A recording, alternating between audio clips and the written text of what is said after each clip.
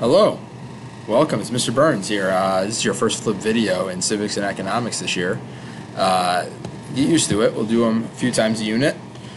Sometimes you'll be doing them when you're in class. Sometimes you're doing them from the comfort of your own home. Usually you will have a handout to go along with the video to fill in some kind of notes. Usually the handouts are also available online. So if you want to type your notes instead of writing them, that's up to you. Okay, I have no problem with that. So here we are. This is the Unit 1 vocabulary video. You should have handout number 2 in front of you, I believe. Okay, so the due date for the vocabulary has been posted in the classroom and as well as online. So you should write the due date down as well as your name and the class period at the top. So the basic directions for vocab, pretty simple. You watch a video, you fill in the handout. The vocab is due on the day of the quiz, the unit quiz, not the day of the test, but the day of the quiz. Because the quiz usually involves some vocabulary. Sometimes we'll do a little warm-up, a little review before. But the expectation is that you hand in your vocab completed the day of the quiz. Usually, studying this vocab will help you tremendously with the quiz as well as the unit test.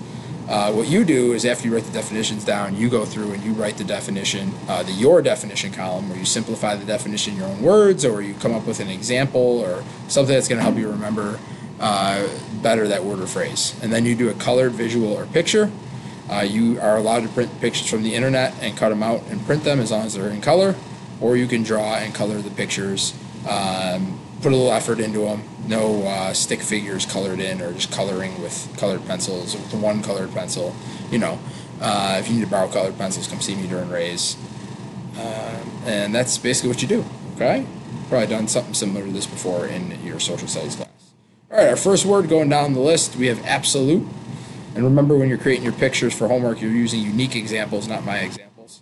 Okay, so absolute is total, no exceptions. Absolute power. And we're going to talk about that when we get to our freedoms and First Amendment freedoms, that they are not absolute. Okay. Our second word here is assembly. You had one of those on the first day of school. Assembly is a gathering of people, and we're going to talk about the civics with freedom of assembly as part of our First Amendment. Of course, you should gather peacefully. Okay. Third word going down is citizen. So citizen is anyone, you can see these people here taking the oath of citizenship, or the oath of allegiance to become a citizen. And what they are doing here is they're saying that they are going to owe allegiance to the government of the United States. You can become a citizen by birth, by being born in the United States, or on an Air Force base, or a U.S. territory. Or you can be a U.S. citizen by choice, by moving here and going through the naturalization process. Okay. Fourth word is diverse. We have an increasingly diverse society, and that's part of our naturalization, immigration discussion, and it means having many different forms or types. Okay, remember, you can pause this at any time, rewind at any time, fast forward if you need to, review it a second time if you need to, watch this video again, that's fine. Okay, go to the next page of your vocab handout, and here we have naturalization, which we'll talk about coming up soon. That is the legal process of becoming a citizen. So you have to get educated on the process, and you have to live here for a certain amount of time before you can start your citizenship process. You have to review basic English and American history and take a citizenship test. And then eventually the oath of allegiance will be your final step. Okay? All right, the next word here is petition. Again, one of our First Amendment freedoms that we'll talk about, and that means to request formally. Petition is to request formally. All right, we're almost there here. We got a couple more. The press, that's another one of your reps. Freedom's press. When you think of press, you should think of the media. And it's not limited just to TV, but also social media and online sources, as well as radio, newspapers, magazines. Okay, these are all different forms of the press. Freedom of the press is something that's come under scrutiny in the last couple of years and been a conversation of, what's going on with the press, why is the press, what is fake news and all this stuff. So it's an interesting topic that we'll spend a little time on. All right, let's go to our last word. It's voluntary.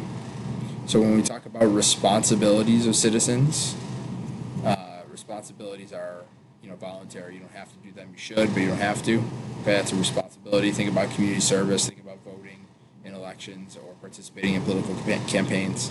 These are examples of things that are voluntary that you should do, but you don't have to do if you don't want to. Okay? All right, so again, that's the last word. You got your definitions filled in.